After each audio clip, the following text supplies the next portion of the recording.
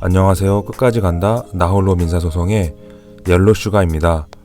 오늘은 재산 명시 신청 후 진행 절차와 채무자가 제출한 재산 목록을 공개하려고 합니다. 어떤 재산이 있다고 작성했는지 벌써부터 궁금하시죠? 그 전에 제가 진행한 재산 명시 진행 상황부터 보겠습니다. 보시면 2019년 6월 21일에 신청서를 접수했는데 제 두 손으로 채무자가 제출한 재산 목록을 받아본 날은 2019년 10월 1일입니다. 3개월 이상 걸린 것이죠. 그 이유가 재산 명시는 채무자에게 송달이 안 되면 기각이 됩니다. 그래서 채무자에게 송달되는 것이 매우 중요하더라고요. 왜냐하면 채무자가 직접 법원에 출석하여 재산 목록을 작성하고 제출하고 선서를 해야 하는데 채무자가 이를 모르고 있다면 절차 진행이 안 되기 때문입니다. 제 진행 상황을 보시면 아시겠지만 계속 폐문 부재로 되어 있죠. 그래서 사건이 오래 걸렸습니다.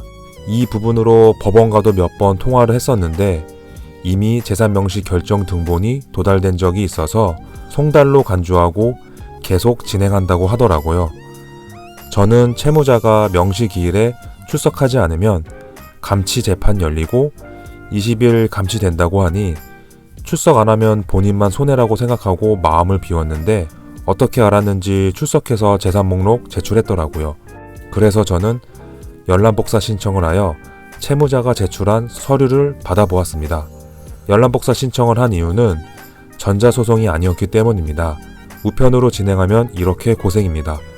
채무자가 제출한 재산 목록을 보니 참담했습니다. 차량 한 대와 예금 약 200만원가량 적었더라고요. 그래서 일단 자동차 등록 원부를 발급받아 봤습니다.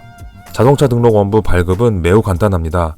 이미 차량 소유주 이름과 차량 번호를 알고 있으니 자동차 365 사이트에서 무료로 발급이 가능합니다. 차량 등록 원부를 발급하려는 이유는 차가 어떤 차인지, 대출은 있는지 등 확인한 뒤 압류할 가치가 있는지 판단하기 위함입니다. 그렇기에 자동차 등록 원부 갑구, 을구 모두 발급해 보기로 했습니다.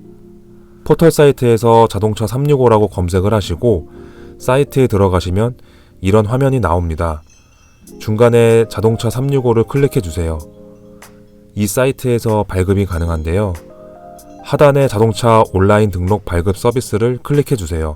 그러면 자동차 민원 대국민 포털로 들어갑니다. 여기서 중간에 등록 원부 발급을 클릭합니다. 이용 약관 전체 동일 해주시고요. 본인의 성명, 주민번호를 입력 후 공인인증을 해주세요. 그럼 여기를 입력해야 하는데요. 자동차 정보에서 차량 번호를 입력해주세요. 소유자 정보에서는 채무자 이름을 적어주시고요. 신청 정보에서 자동차 등록 원부, 갑, 을 체크해서 발급받아야 합니다. 을은 저당 내역이 나오는데 만약 차량에 저당 내역이 없다면 발급이 안 됩니다. 그리고 신청 구분에 발급을 하시고 저는 최종 내역으로 한 뒤 출력을 해봤습니다. 그런데 차량이 10년이나 된 낡은 봉고차였습니다.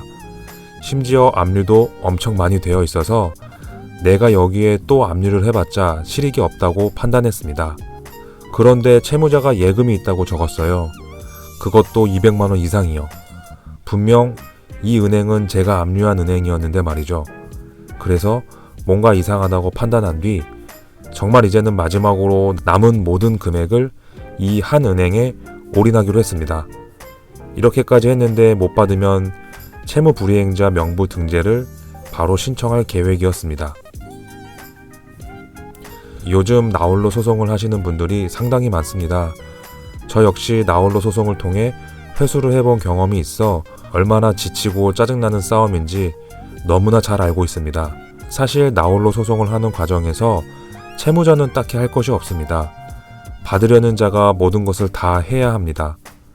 그럼에도 불구하고 저는 해볼 만한 싸움이라고 생각합니다. 엄청난 경험을 할 수 있고 많은 것을 배울 수 있습니다. 물론 여기에 돈까지 받아내면 너무나 아름다운 스토리가 되겠지만 현실은 꼭 그렇지는 않습니다. 권리 위에 잠자는 자 보호받지 못한다라는 말이 있습니다. 내가 돈을 받을 권리가 있다면 권리 행사를 해야만 합니다. 가만히 있는다고 채무자가 알아서 갚아주지 않습니다. 계속 귀찮게 하는 놈 먼저 갚을 것이니 우리는 계속 멱살을 잡고 돈 달라고 흔들어야만 합니다. 제가 민사소송의 고수가 아니다 보니 영상이나 답변이 미흡할 수 있습니다. 그러나 저도 나홀로 소송을 해봐서 아는데요. 작은 하나의 단서도 정말 큰 힘이 되더라고요. 그런 마음에 답변을 조금 늦게 하더라도 다시 한번 책에서 찾아보거나 인터넷을 뒤져서 답변을 드리고 있습니다. 물론 명쾌한 답변이 아닐 수 있어도 도움을 드리고 싶은 마음 하나로 이 유튜브를 지속하고 있습니다. 저의 이런 마음을 알아주시기 바라며 오늘 영상 마무리하겠습니다. 감사합니다.